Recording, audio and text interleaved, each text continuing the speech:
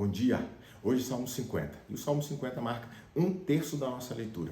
Vamos até o Salmo 150.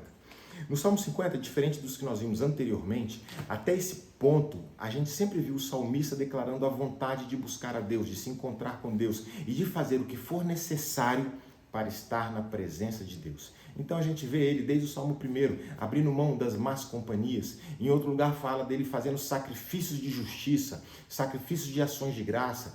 Em outro lugar aparece o salmista dizendo: Senhor, olha se existe algo que te desagrada em mim, tira da minha vida, elimina da minha vida tudo aquilo que não te agrada. Faz o que for preciso, mas eu quero estar na tua presença e viver na tua presença. Então a gente vê até o Salmo 50 essa característica na nossa leitura. Mas agora no 50 aparece algo diferente, porque aqui no 50 já não é mais o salmista dizendo que ele está disposto a fazer para estar com Deus, mas é Deus mostrando o que Deus quer de cada um de nós para Ele estar conosco.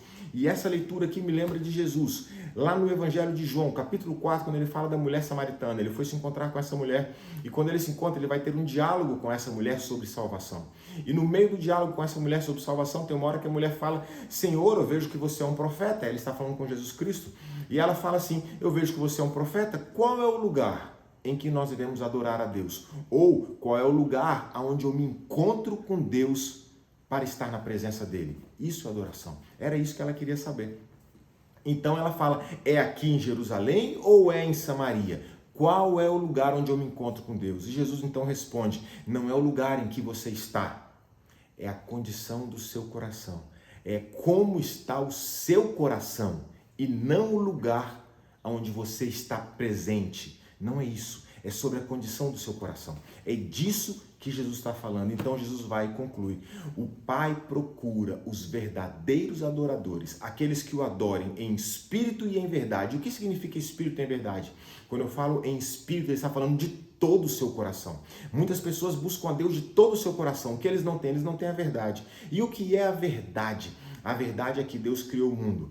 E ao criar o mundo, colocou o ser humano em imagem e semelhança do próprio Deus Criador. O ser humano, então, o pecado entra nele, o ser humano se afasta de Deus. E agora o ser humano, afastado de Deus, tem uma condenação sobre ele, que é a morte eterna. Nunca mais verá Deus. Para reverter essa situação, o próprio Deus se faz homem, habita entre nós e ele paga o preço. Ele morre no nosso lugar. E agora que ele morreu no meu lugar, já não há mais condenação alguma sobre mim. E eu posso me achegar de novo na presença desse Deus. Essa é a verdade.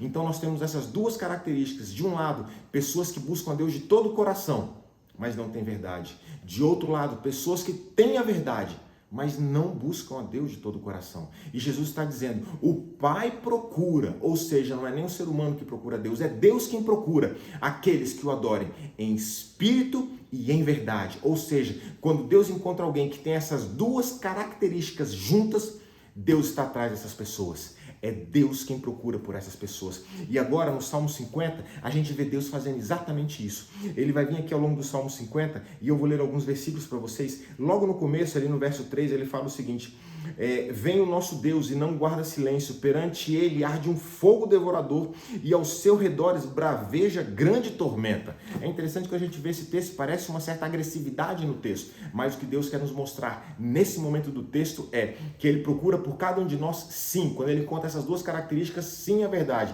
mas ele continua sendo Deus. E sem santidade ninguém verá a Deus. Ele continua sendo um Deus santo e eu não vou procurá-lo da forma que eu quero, do jeito que eu quero, ou como vai ser mais conveniente para mim. É do jeito dele. Lembra-se de Moisés? Deus atrai Moisés para a sua presença. Quando Moisés vem, Deus fala: ei Moisés, tira a sandália dos teus pés, porque aqui o lugar é santo. E para entrar aqui tem que ser desse jeito. Então a gente vê logo no comecinho Deus fazendo isso. E aí o texto continua e ele fala o seguinte: congregai os meus santos, os que comigo fizeram aliança por meio de sacrifícios. Ou seja, todo aquele que fez um sacrifício para estar com o Senhor. Que tipo de sacrifício? Quando nós voltamos as nossas costas para todo tipo de pecado que praticávamos. Quando nós voltamos as nossas costas e eu viro, eu mudo o caminho. E eu andava num caminho antes, onde Deus não estava, eu agora mudo. É outro lugar que eu quero ir. Eu quero ir para o lugar onde Deus verdadeiramente habita. Eu quero ser cheio dessa presença. Esses são sacrifícios. Essa é a aliança que eu faço com Deus, onde eu abro mão da minha própria vida para viver nessa terra aquilo que Deus tem para mim, porque eu tenho uma certeza, que o que Deus tem para mim é bom, perfeito e agradável. E eu quero viver nessa terra tudo isso. Deus então ele vai dizendo o seguinte, ele fala: olha, o que eu quero de vocês não é um sacrifício de animais, Porque todos os animais ao redor da terra são meus. Não é isso que eu quero de vocês. Aquilo que eu quero de vocês é que vocês me ofereçam sacrifício de ações de graça. O que são sacrifícios de ações de graça?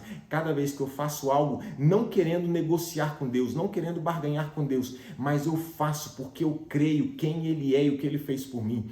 Eu creio e eu quero nessa terra ser instrumento de Deus. Para o que Deus fez por mim, eu quero fazer por outras pessoas. Sacrifício de ação de graça é quando eu faço por alguém coisas que a pessoa não tem nem como me retribuir. E Deus está dizendo, é exatamente isso. Que nós possamos fazer por pessoas ao nosso redor, coisas das quais as pessoas não terão nem mesmo como nos retribuir, mas nós entendemos que ao fazer isso somos instrumentos de Deus, do Deus que nós declaramos amar. É por isso que quando o texto continua, Deus está dizendo, olha, não adianta querer me buscar somente da boca para fora. Tem que ter um desejo dentro de si.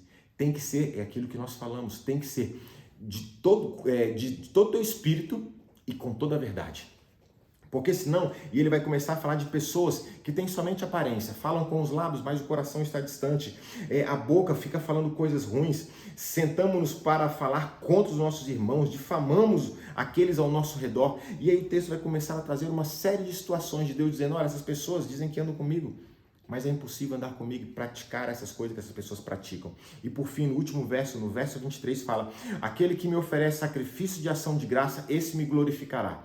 Jesus certa vez falou que aquilo que glorifica o Pai são os frutos que nós damos. Que tipo de fruto? Cada vez que eu tenho um problema diante de mim, eu tenho uma dificuldade, eu tenho uma luta, eu tenho uma tribulação, e eu venço essa tribulação, o resultado final é um fruto. E que fruto é esse? Foi aquilo que eu aprendi, aquilo que eu conheci ao longo da vitória que eu tive. E agora tudo isso que eu aprendi, que eu conheci, eu vou usar para abençoar a vida de outras pessoas que estão passando pelos mesmos problemas que um dia eu passei.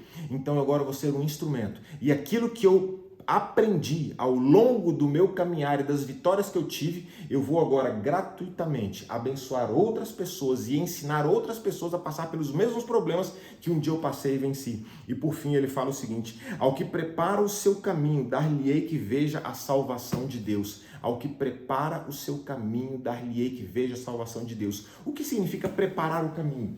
O que significa preparar o caminho? Pense uma coisa comigo, quando você vai fazer uma viagem, você vai preparar a sua mala. E o que eu boto na minha mala? Depende do lugar para onde você vai. Se for um lugar frio, você leva roupas de frio. Se for um lugar quente, roupas de verão. Se você vai levar roupas de banho ou não. Se você leva, que tipo de calçado leva, que tipo de blusa levar. Ou seja, eu vou preparar a minha mala para essa viagem que eu vou fazer. Aqui ele está dizendo a mesma coisa, aquele que prepara o seu caminho verá a salvação de Deus. O que é preparar o nosso caminho nessa terra? Significa que enquanto eu caminho nessa terra, eu vou agora levar coisas que eu preciso levar comigo ao longo da minha caminhada. E da mesma forma, tem coisas que eu não devo mais levar na minha bagagem. Tem que ficar para trás. Não tem como levar. Eu não quero levar nada desnecessário que não me será útil e da mesma forma não quero que nada me falte. Colocarei na minha bagagem tudo aquilo que eu preciso verdadeiramente comigo enquanto eu caminho com o Senhor. Falamos sobre santidade, falamos sobre sacrifícios, sacrifício de justiça, sacrifício de ação de graça, falamos sobre todos os valores e princípios que Deus tem para cada um de nós. É disso que nós precisamos. É disso que nós precisamos na caminhada. E o que é que nós não precisamos mais na caminhada? Amarguras, falta de perdão, rancor, falta de controle ou de domínio próprio. Não precisamos mais dessas coisas. E tem ainda uma infinidade de outras coisas que nós sabemos. Então que ao longo de todo esse dia possamos meditar. O que é que nós vamos levar na nossa bagagem, na caminhada que nós temos? Porque aquele que prepara o seu caminho verá a salvação e nós queremos ver a salvação. Devemos preparar o nosso caminho e levar na nossa bagagem somente aquilo que nos será útil para chegar aonde nós queremos chegar. Que Deus te abençoe. Tenha um excelente dia.